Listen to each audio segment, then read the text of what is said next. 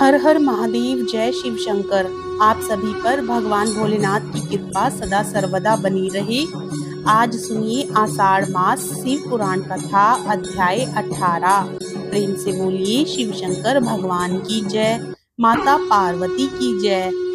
आगे की कथा में ऋषियों ने कहा, साधु शिरोमणे, अब आप पार्थिव प्रतिमा की पूजा का विधान बताइए जिससे समस्त अभिष्ट वस्तुओं की प्राप्ति होती है।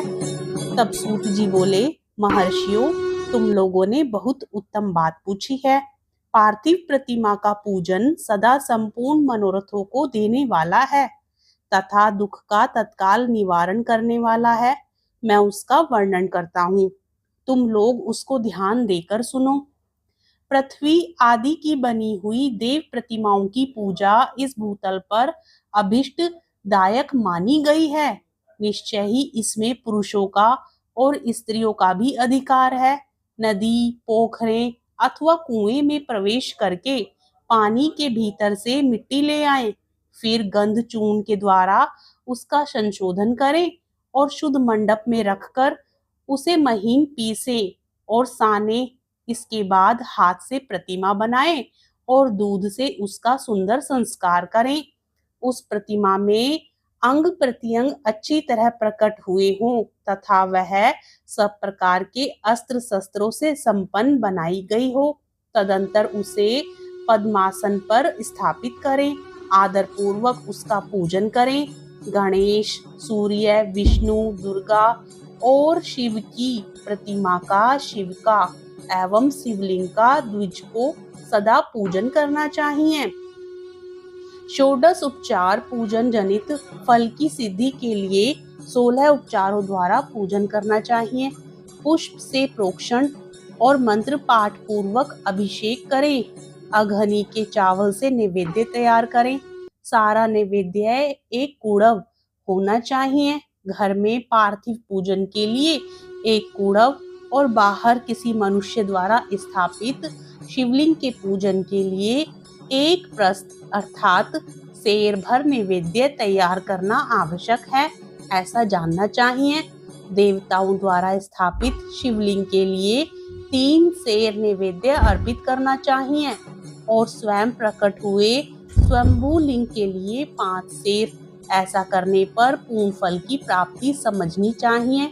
इस प्रकार सहस्र बार पूजा करने से द्विज सत्य लोक को प्राप्त कर लेता है। 12 अंगुल चौड़ा, इससे दूना और 1 अंगुल अधिक अर्थात 25 अंगुल लंबा तथा 15 अंगुल चौड़ा जो लोहे या लकड़ी का बना हुआ पात्र होता है उसे विद्वान पुरुष शिव कहते हैं।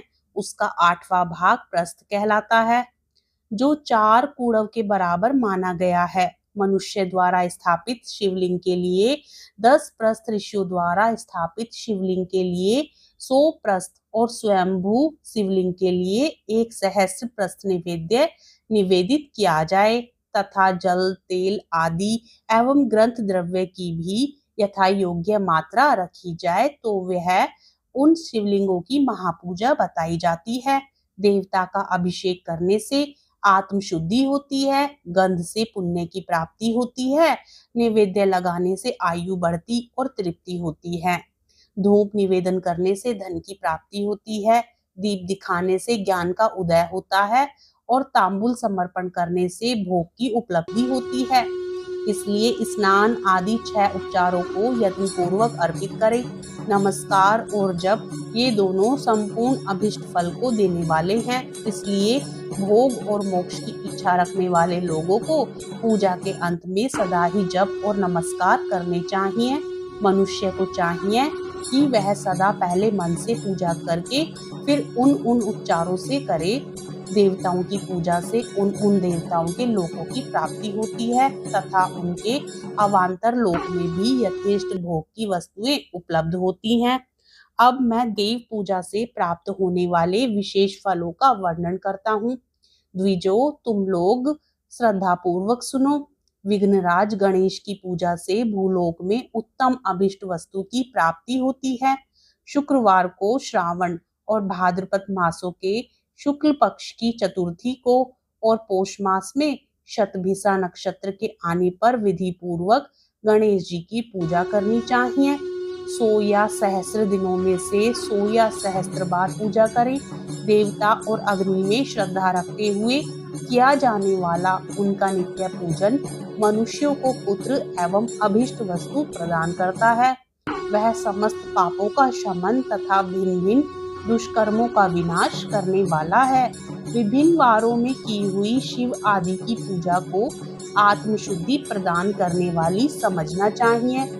वार या दिन, तिथि, नक्षत्र और योगों का आधार है, समस्त कामनाओं को देने वाला है, उसमें वृद्धि और क्षय नहीं होता, इसलिए उसे पूर्ण ब्रह्म स्वरूप मानना चाहिए।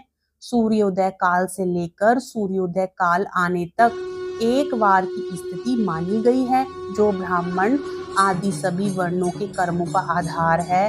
वही तिथि के पूर्व भाग में की हुई देव पूजा मनुष्यों को पूर्ण भोग प्रदान करने वाली होती है। यदि मध्याह्न के बाद तिथि का आरंभ होता है तो रात्रि युक्त तिथि का पूर्व भाग पितरों के श्राद्ध आदि कर्म के लिए उत्तम बताया जाता है। ऐसी तिथि का परभाग ही दिन से युक्त होता है, अतः वही देव कर्म के लिए प्रशस्त माना गया है। यदि मध्याह्न काल तक तिथि रहे तो उदय व्यापिनी तिथि को ही देव कार्य में ग्रहण करना चाहिए। इसी तरह शुभ तिथि एवं नक्षत्र आदि ही देव कार्य में ग्रहण होते हैं। वार आदि का भली भांति विचार करके पूजा और जप आदि करने चाहिए। वेदों में पूजा शब्द के अर्थ की इस प्रकार योजना की गई है। पूज्यते अनेन इति पूजा, यह पूजा शब्द की व्युत्पत्ति है। पू का अर्थ है भोग और फल की सिद्धि। वह जिस कर्म से संपन्न होती है उसका नाम पूजा है। मनोवांछित वस्तु तथा ज्ञान ये ही अभिष्ट वस्तुएं हैं। सकाम भाव वाले को अभिष्ट भोग अपेक्षित होता है और निष्काम भाव वाले को अर्थ परमार्थिक ज्ञान। ये दोनों ही पूजा शब्द के अर्थ हैं। इनकी योजना करने से ही पूजा शब्द की सार्थकता है।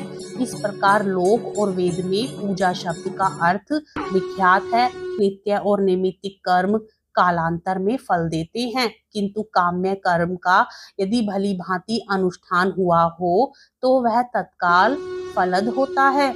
प्रतिदिन एक पक्ष, एक मास और एक वर्ष तक लगातार पूजा करने से उन कर्मों के फल की प्राप्ति होती है और उनसे वैसे ही पापों का क्रमशः क्षय होता है।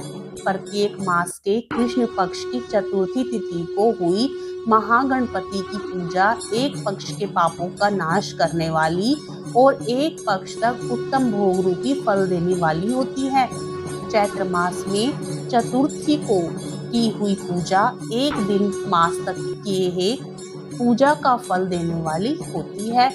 और जब सूर्य सिंह राशि पर स्थित हो उस समय भाद्रपद मास की चतुर्थी को की हुई पूजा गणेश जी की पूजा एक वर्ष तक मनोवांछित भोग प्रदान करती है, ऐसा जानना चाहिए।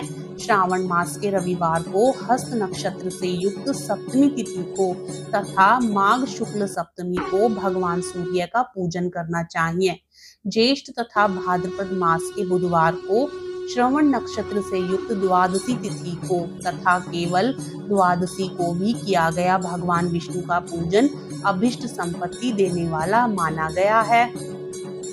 श्रावण मास में की जाने वाली श्री हरि की पूजा अभिष्ट मनोरथ और आरोग्य प्रदान करने वाली होती है। अंगों एवं उपकरणों सहित पूर्वोक्त गो आदि 12 वस्तुओं का दान करने से जिस फल की प्राप्ति होती है उसी को द्वादशी तिथि में आराधना द्वारा श्री विष्णु की तृप्ति करके मनुष्य प्राप्त कर लेता है। जो द्वादशी तिथि को भगवान विष्णु के 12 नामों द्वारा 12 ब्राह्मणों को षोडशोपचार पूजन करता है वह उनकी प्रसन्नता प्राप्त कर लेता है। इसी प्रकार संपूर्ण देवताओं के विभिन्न 12 नामों द्वारा किया हुआ 12 ब्राह्मणों का पूजन उन देवताओं को प्रसन्न करने वाला होता है। कर्क की संक्रांति से युक्त श्रावण मास में नवमी तिथि को मर्गशिरा नक्षत्र के योग में अंबिका का पूजन करें। वे संपूर्ण मनोवांछित भोगों और फलों को देने वाली हैं। ऐश्वर्य की इच्छा रखने वाले पुरुष को उस दिन अवश्य उनकी पूजा करनी चाहिए। अश्विन मास से शुक्ल पक्ष की नवमी तिथि संपूर्ण अभिष्ट फलों को देने वाली है। उसी मास के कृष्ण पक्ष की चतुर्दशी को यदि रविवार पड़ा हो तो उस दिन का महत्व विशेष बढ़ जाता है। उसके साथ ही यदि आद्र और महाद्र का योग हो तो उक्त अवसरों पर की हुई शिव पूजा का विशेष महत्व माना गया है। माघ कृष्ण चतुर्दशी को की हुई शिव जी की पूजा संपूर्ण अभिष्ट फलों को देने वाली है। वह मनुष्यों की आयु बढ़ाती है, मृत्यु कष्ट को दूर हटाती और समस्त सिद्धियों की प्राप्ति कराती है। हर हर महादेव, जय शिव शंकर। आज की कथा में बस इतना ही। कथा पसंद आए तो प्लीज वीडियो को लाइक जरूर कीजिएगा।